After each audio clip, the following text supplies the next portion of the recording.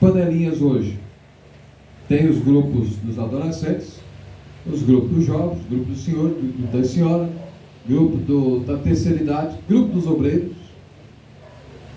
E aí, a departamentalização, eu concordo com alguns pastores, que muitas vezes ela é danosa por isso, porque ela acaba dividindo a comunhão. E a comunhão é algo que não deveria observar faixa etária, e nem status social, e nem condição eclesiástica, quem é maior, quem é menor. Deveria ser observado a mancha que todos nós trazemos no corpo. Qual é a mancha que todos nós trazemos no corpo? Qual é? Pecado. Não é do pecado, não. O pecado já foi lavado. Nós trazemos a mancha do sangue de nosso Senhor Jesus Cristo no nosso corpo. É isso que nos une. O mesmo sangue, uma mesma palavra, o mesmo Espírito. E Paulo diz: todos nós bebemos de um só Espírito.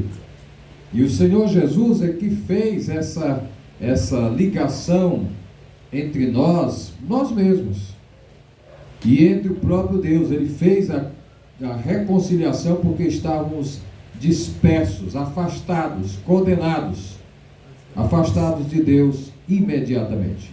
E veja só o que tinha na igreja. Tinha isso daí, que era a doutrina, que é o ensino baseado na palavra de Deus, a comunhão, o partir do pão, que se tornou um elemento como de santa ceia dos lares. Mas não era só a santa ceia em si, como nós conhecemos hoje. Era uma cesta, na verdade não é nem uma cesta, era de fato um momento de celebração da comunhão, comendo uns com os outros. E quem tivesse falta de alguma coisa, se sabia na visita dos lares. Então se providenciaria, tinha um departamento social muito poderoso, né? Lá na frente do capítulo 6 de Atos vai ser estabelecido isso para os diáconos, onde eles vão cuidar das necessidades dos membros da igreja. Aquele que passa fome, aquele que passa necessidade, providenciar alguma coisa para que ele não morra de fome. O apóstolo Paulo foi servido no seu ministério por uma das igrejas mais pobres da sua época, a igreja de Filipos, onde tinha outras mais abastadas, como a de Éfeso, a de Tessalônica, que muitas vezes se omitia de dar ajuda, como a igreja de Filipos assim fazia. Mas essa igreja nasceu com esse sentimento de estar vendo a necessidade uns dos outros. E por último, as orações. Não existe algo mais confortante para uma comunidade. Pode você estar com fome, a gente arranja uma cesta básica, dá um jeito de comprar, dá um jeito de juntar uma cesta básica. Alguém está com um talão atrasado demais, vamos fazer uma vaquinha, faz vaquinha manual aqui, física, quer dizer, faz vaquinha virtual. Se ajeita. Mas quando se diz assim, eu estou precisando de oração, é porque a cesta básica não vai resolver, o dinheiro não vai resolver. O que vai resolver é uma intervenção de Deus. E a igreja primitiva, ela fora conhecida como uma igreja de oração. E nós também somos de oração. Tudo o que devemos fazer, em primeiro lugar, nós devemos consultar a Deus. Mas é tão bom entre nós, quando a gente está orando, e aí juntos orando. Eu sou de uma época em que, por exemplo, me reunia lá na casa da Iradia, que ela morava com as irmãs dela na rua 1 de São Cristóvão. E aí, quando eu chegava lá, já estava um grupo de jovens da Assembleia de Deus, ou do Brasil para Cristo, eu era do Brasil para Cristo, e juntavam os assembleianos com os do Brasil para Cristo. Quando eu chegava, aí ele dizia assim, lá vem o chato. Agora, por que era o chato? É porque eu não gostava de fuxico, da vida de ninguém, pouco conversava sobre outras coisas. Eu gostava de conversar sobre Bíblia, e eu não era novo convertido mais, eu já estava com um bom tempo já andando na igreja. Tá certo? Então, veja aí, eu aceitei Jesus em 1986 para o ano de 1990, quando foi a passagem praticamente para a igreja, para a Assembleia de Deus, está quantos anos? 96 para 94, né? 4 anos. Então, podia dizer que eu era um novo convertido recente. Eu estava maturando 4 anos. Então, eu sabia o que eu estava fazendo. Mas eu chegava e não era um fanático, eu era bem dedicado naquilo que fazia. Hoje nós temos vários ciclos no WhatsApp, nas redes sociais, não só o WhatsApp, mas o Instagram, todos eles têm como é que chama? Os grupos, né, internos de comunicação. Todo mundo tem a sua liberdade de falar. Mas o que a gente tem preocupação é quando essas falas elas são danosas para a comunidade. Não só no mundo virtual, mas entre nós mesmos. E como eu via entre os pioneiros, se dizia assim: entre vós não será desse jeito. Por que se dizia assim essa fala? Porque eles coletavam de Jesus. Jesus dizia assim: o mundo age desta maneira. Aí o que Jesus dizia para os seus discípulos? Mas entre vós não será assim. Parece que nós ficamos um pouco apartados uns dos outros. Estamos juntos, mas estamos distantes. Se você observar num culto hoje, as pessoas estão muito mais ligadas no celular do que propriamente na presença de Deus. É ou é? Estão lá olhando, estão dando uma olhadinha, se concentra, dá uma tentativa de conexão com o céu, daqui a pouco tem que olhar no celular. Não é errado, você tem suas necessidades, seus negócios, suas coisas, tudo bem. Mas nós ficamos muito desligados da comunhão, e não só da comunhão física. Nós ficamos desligados também da comunhão espiritual. Quando nós oramos, como diz o Hernandes Dias Lopes, quando você ora, você tem possibilidade de um melhor discernimento. Quando você ora, você na verdade se abastece. Quando você ora, você tem poder para falar. Quem não ora, não tem poder de fala, não tem poder na ministração. Quem muito ora, muito prega e tem unção da parte de nosso Senhor e Salvador Jesus Cristo. Então a igreja, ela orou de tal maneira que os fundamentos, lá no capítulo mais na frente, quando é Pedro liberto da prisão, os fundamentos, a terra treme em face de um clamor de oração que a igreja faz na presença de Deus. Veja bem como era essa situação. Podemos voltar para o passado?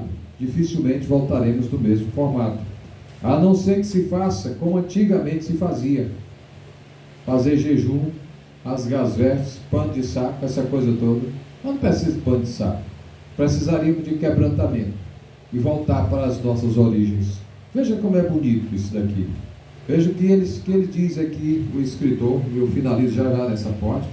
Diz: em cada alma havia temor, e muitas maravilhas e sinais se faziam pelos apóstolos. Todos os que criam estavam juntos e tinham tudo em comum. Vendiam suas propriedades e fazendas e repartiam com todos, segundo cada um tinha necessidade.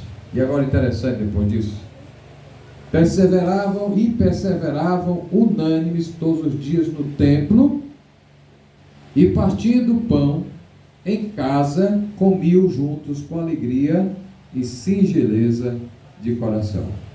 Não havia essa coisa: bom, essa massa é de quantos dias, meu filho, de pão? Não, foi dormida 2 dias.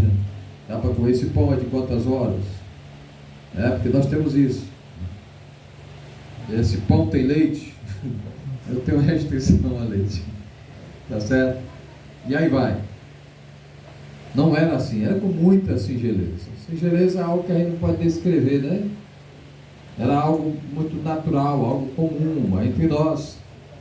Quem aqui já comeu, por exemplo, capitão de arroz? Capitão de arroz não, de feijão, perdão. Aí. Como é que faz capitão de feijão? Aí.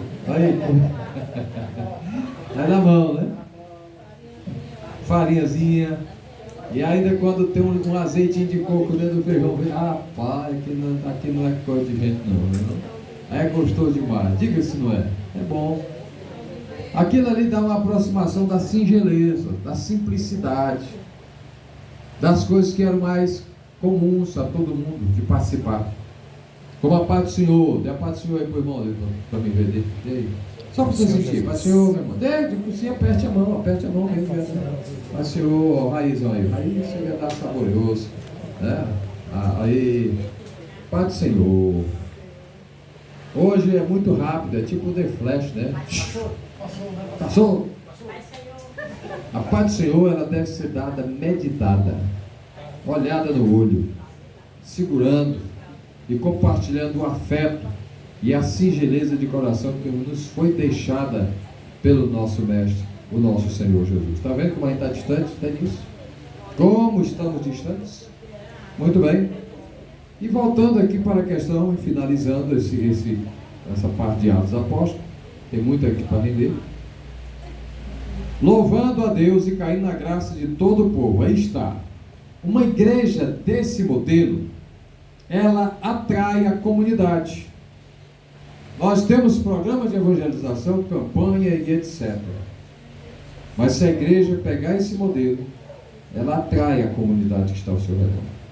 Naturalmente, a igreja não é um polo, por assim dizer, negativo, e a sociedade é o polo positivo, né? A igreja é negativa e a sociedade é o polo positivo. O que acontece aí com esses dois?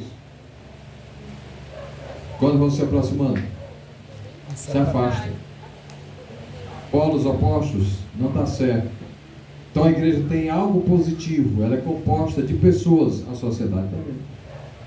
A igreja tem necessidades, mas a sociedade tem muito mais, e a igreja pode sanar essas necessidades através da oração, da libertação de almas. É para isso que uma igreja, ela está fundamentada. Abra aí Lucas, capítulo 4, ainda, né, na fala de Lucas, capítulo 4, versículo de número 18, se eu não estou em falha de memória, mas é isso mesmo, capítulo 4, versículo 18, que o Senhor Jesus vai deixar claro, inclusive está ministrando, lá em Água Branca. Aí quando eu botei esses pontos aqui no Data Show, lá no slide, aí o Zé Gonçalves, ele, de vez em quando participa, né, dando a contribuição dele conosco lá. Aí disse assim, esse aí é o âmago da missão da igreja. Aí eu disse, então, mas explique. Não, só dizendo isso, explique, moço. Aí explicou, é o âmago da missão da igreja. E o que é? É justamente o que nosso Senhor Jesus disse: o Espírito do Senhor é sobre mim, pois que me ungiu para quê? Diga aí, evangelizar os pobres, curar os quebrantados de coração, apregoar a liberdade aos cativos, dar vista aos cegos, pôr em liberdade os oprimidos e anunciar o ano aceitável do Senhor. Quantas coisas? 6, se você contar. Estamos fazendo? Temos que fazer. Quantas pessoas já oraram, né? Passaram por suas mãos que você já orou? Quantas pessoas você já orou? Quantas pessoas já oramos? Quantas? Você já fez alguma coisa para que essas vidas fossem libertas? Então, quando Jesus estabelece a sua igreja, em Mateus capítulo 16, versículo 18, ele tem um alvo. A igreja é apresentada como povo de Deus, representante de Deus. A igreja é constituída de pessoas que são convocadas de fora do mundo para dentro da comunhão com Deus. A igreja é o templo de Deus e do Espírito Santo. Ok? Sozinho você não é igreja. Ninguém o é. Nós somos membros do corpo de Cristo. A igreja é o corpo de Cristo. A igreja é a esposa de Cristo. A igreja é uma comunhão espiritual. A igreja é um ministério espiritual. A igreja é um exército envolvido em conflito espiritual. O que Paulo disse? No demais, irmãos meus, fortalecei-vos no Senhor e na força do seu poder. Aí vai dizer que no capítulo de número, abra lá em Efésios capítulo de número 6, versículo 10, a gente lê na íntegra o texto.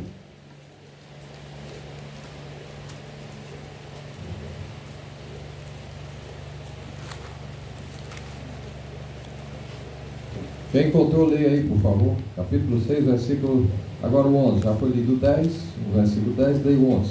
Revestidos de toda a armadura de Deus, para que possais estar firmes contra as astutas ciladas do diabo. Por quê? carne e o sangue, mas sim contra os principados, contra as potestades, contra os príncipes das trevas deste século, contra as ordens espirituais arrodadas nos lugares celestiais. Pronto, aí está. E aí tem mais coisa. Pode prosseguir na leitura. Portanto, tomai toda a armadura de Deus, para que possais resistir no dia mau, e havendo feito tudo isso, ficar firmes. Estai, pois, firmes, tendo cingido os vossos lombos com a verdade, e vestida a coração da justiça, e calçado os pés na preparação do evangelho da paz. Tomando sobretudo o escudo da fé, com o qual podereis apagar todos os dados inflamados do maligno. Tomai também o capacete da salvação e a espada do Espírito, que é a palavra de Deus. E o último, 18, leia, por favor. Orando em todo tempo, com toda oração e súplica no Espírito, e vigiando nisso com toda a perseverança e súplica por todos os santos. Olha só, aí está. Paulo recomenda que essa igreja, na verdade, ela deve estar numa luta.